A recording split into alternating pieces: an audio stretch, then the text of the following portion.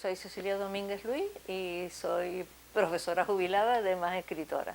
Bueno, yo tuve el privilegio de conocer a Pedro y realmente no me influyó tanto como su poesía, o sea que me gustaba, sí, pero yo iba por otro camino, sino como su manera de ver el mundo y sobre todo me acercó mucho al sentimiento insular.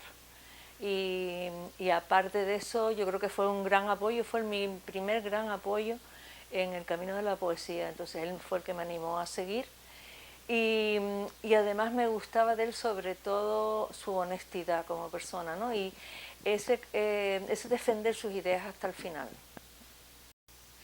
Sí, bueno, él a nivel personal, claro, coincidíamos en mucho porque él fue compañero de prisión y además de periódico de mis tíos a los que fusilaron en la guerra. Entonces yo, aparte de que yo ya lo había leído, lo conocí en una entrevista que le hice y me di a conocer.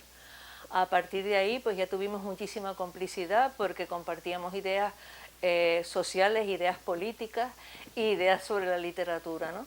Y yo creo que ese camino que él me enseñó, yo he querido seguirlo un poco siendo coherente con mis ideas como él me enseñó, no con palabras, sino simplemente con su vida, ¿no? Con su manera de ver la vida.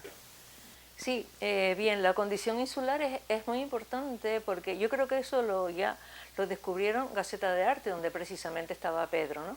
Entonces yo descubrí desde pequeñita que yo vivía en una isla, porque la cosa fue que un día yo subía todas las mañanas a la terraza de mi casa a ver amanecer. Yo vivía en la Orotava y entonces yo desde la cumbrera del tejado de mi casa podía ver el Teide y podía ver el mar. Y un día se me ocurrió ponerme la mano delante de los ojos, ¿no? Y me di cuenta que con esta mano yo podía ocultar la vista del Teide, pero intenté hacerlo con el mar y no pude. Y entonces me di cuenta realmente que el mar era muy poderoso porque me estaba abarcando. O sea, yo como niña era que me abarcaba a mí, pero realmente estaba en eso. Y entonces me di cuenta y me lo reforzó Pedro, que para mí el mar nunca fue algo que me cercaba, sino todo lo contrario, era un camino hacia nuevos horizontes, ¿no? Y esa idea me la reforzó Pedro con su visión del mar, ¿no? de esa mar a la que iba por naranjas, ¿no? Los de Pedro, hombre, hoy en día muchísimo más, porque hay un poema que él escribió entre la guerra y tú, que se llama Con la mano en la sangre, y que habla precisamente de una situación desgraciadamente muy parecida a la que él vivió, que es cuando él dice: nos venderán de nuevo, aunque prosigan con su rebelión armada los rosales, y la mentira con sus 3 dimensiones y un pico con ojeras. Eso sigue, dice, y nos darán una gran razón, que somos hijos de la patria, sin saber que a ti, a mí y al canto polar de golondrinas nos sobra espacio para vivir aún dentro de un beso de paloma. Ese poema fue premonitorio de la Guerra Civil Española y habla de una situación en que todo se perdería, ¿no? Los corales, ruiseñores, toda la libertad se iba a perder, y estamos en una situación en la que a mí me recuerda desgraciadamente mucho a esa situación donde la mentira está triunfando y todo esto, ¿no?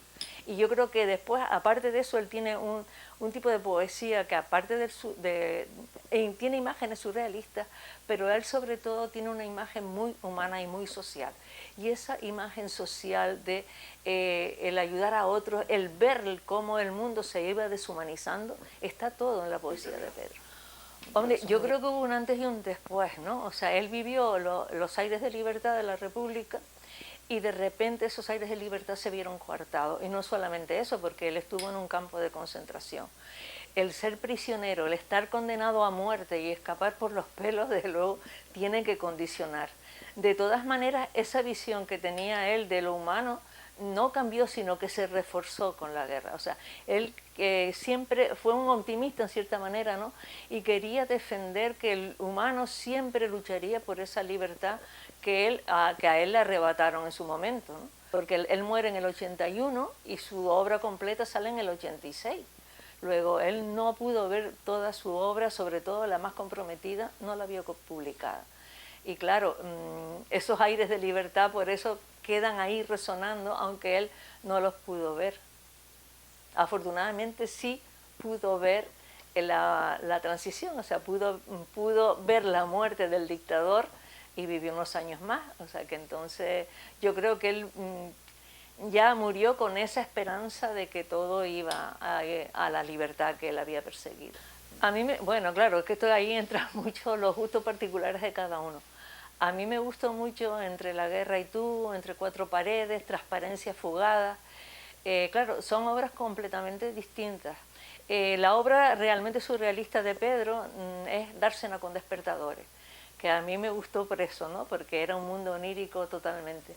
Pero a mí me marcó mucho Transparencia fugada, seguramente porque fue la primera obra que yo leí de Pedro cuando todavía no lo conocía a él personalmente, ¿no?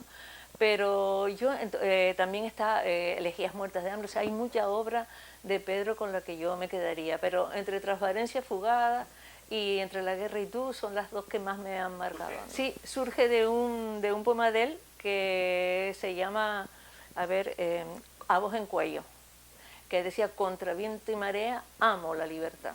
Entonces, por eso yo me acordé de ese verso y yo dije, pues, Pedro contra viento y marea. Sí, él tiene un libro que se llama Días de Alondra, en el que tiene un montón de poemas que son tipo romance, que habla de la libertad sin que te des cuenta. Por ejemplo, las 5 letras.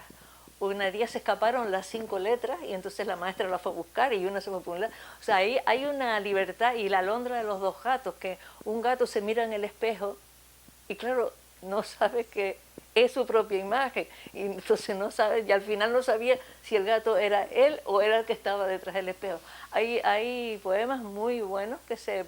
Y luego también tiene la de Líquenes, que son coplitas, como: me hice unas castañuelas con 2 lapas de la mar, cuando sube la marea se ponen a repicar.